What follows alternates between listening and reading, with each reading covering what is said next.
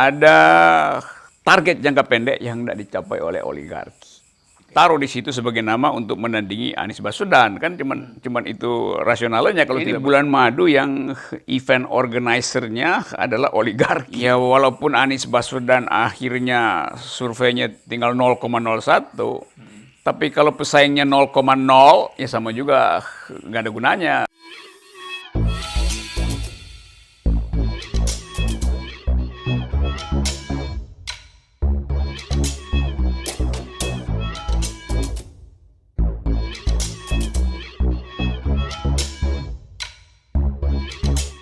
Tonton video ini sampai selesai agar Anda tidak gagal paham.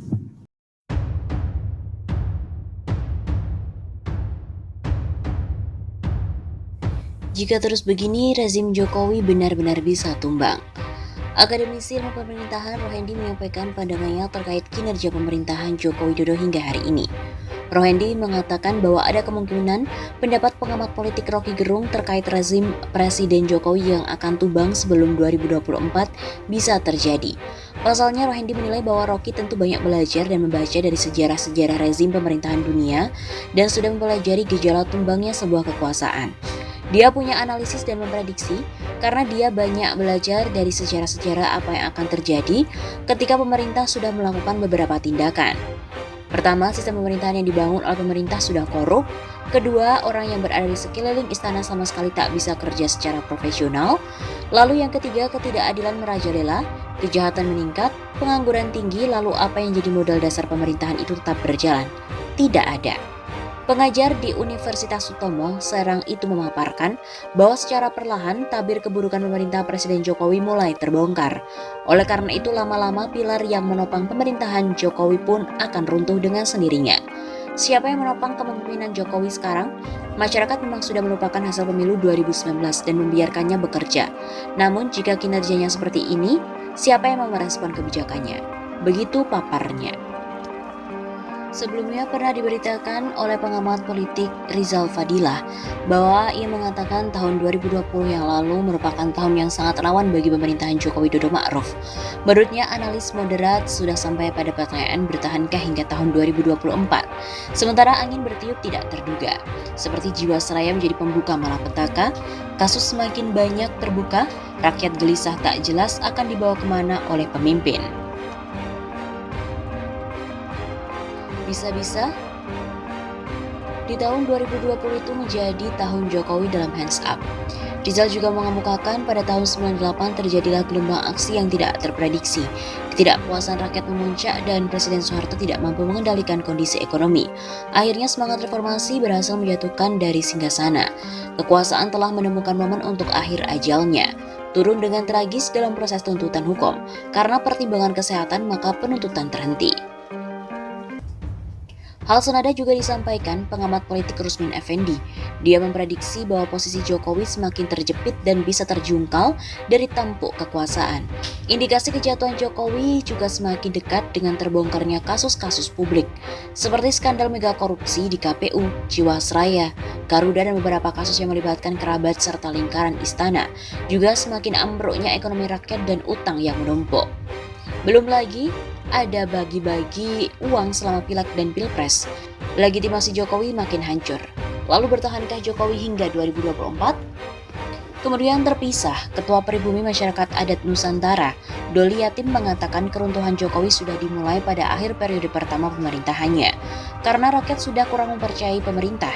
Janji-janji palsu dan bohong telah terang benderang, terlihat dan juga nyata-nyata data yang dikuasai pemerintah adalah soal BPS. Yatim memaparkan pemerintahan Jokowi tidak akan berlanjut dalam tahun ini. Hal ini tidak akan teringat konstitusi jika sudah diubah 4 kali sejak tahun 99 sampai 2000 dan wajib percaya pada kekuasaan Tuhan dalam menentukan takdirnya. Diperlukan masukan informasi yang datang langsung dari elemen rakyat yang cerdas, berhati bersih dan juga jujur tanpa anarkisme, tanpa mengorbankan satu pihak pun, dan itu kami yakin masih banyak elemen organ rakyat yang masih mencintai NKRI.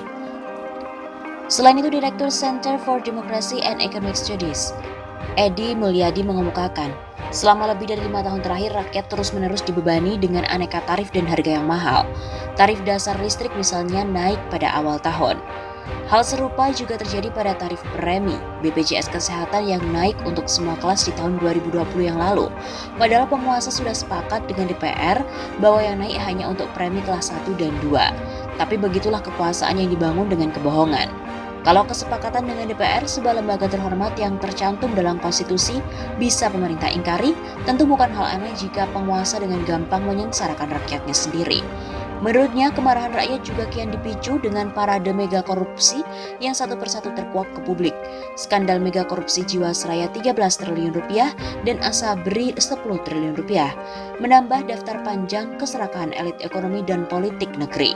Konon lanjutnya sebentar lagi juga akan meledak kasus Bumi Putra dan sejumlah BUMN lainnya. Belum lagi kasus kondensat yang merugikan negara 35 triliun yang sampai kini mangkrak dan tidak jelas penyelesaiannya. Sebelumnya, pengamat politik Rocky Gerung telah memprediksi pemerintahan Jokowi Jilid 2 tidak akan sampai 2024. Sebab ada persoalan yang dinilai sulit untuk diselesaikan hingga mempengaruhi stigma masyarakat terhadap presiden.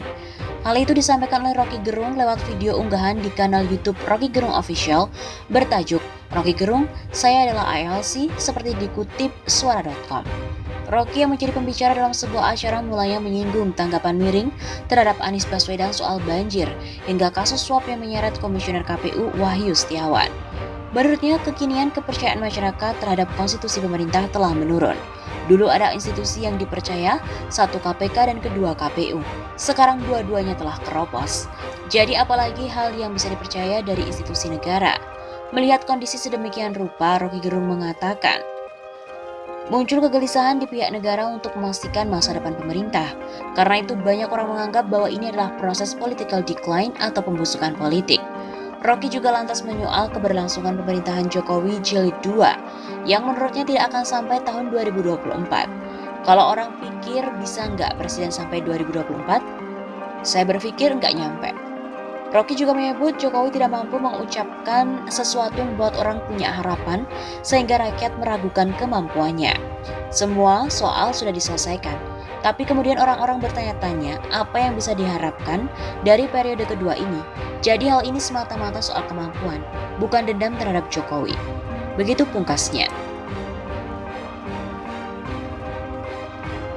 Akademisi Ilmu Pemerintahan Rohendi menyampaikan pandangannya terkait perkembangan pengusutan kasus penembakan 6 laskar FPI di Tol Cikampek kilometer 50. Rohendi juga menyayangkan sikap Jokowi hingga hari ini memilih untuk tidak memberikan respon apapun. Sikap presiden yang tak acuh itu menimbulkan kemarahan di masyarakat. Harus ada komunikasi dua arah, jadi apa yang dituduhkan ke masing-masing pihak bisa dibuktikan benar atau tidaknya. Menurutnya, jika Presiden Jokowi sudah tidak mau lagi memberikan respon, maka masyarakat juga tidak akan menghargai mantan wali kota Solo itu sebagai kepala negara. Pasalnya, Rohendi juga menilai ada kemungkinan pendapat pengamat politik Rocky Gerung terkait rezim Jokowi yang akan tumbang sebelum 2024 ada benarnya. Tentu Rocky telah belajar banyak hal dan membaca dari sejarah rezim, pemerintahan dunia dan sudah mempelajari gejala tumbangnya sebuah kekuasaan.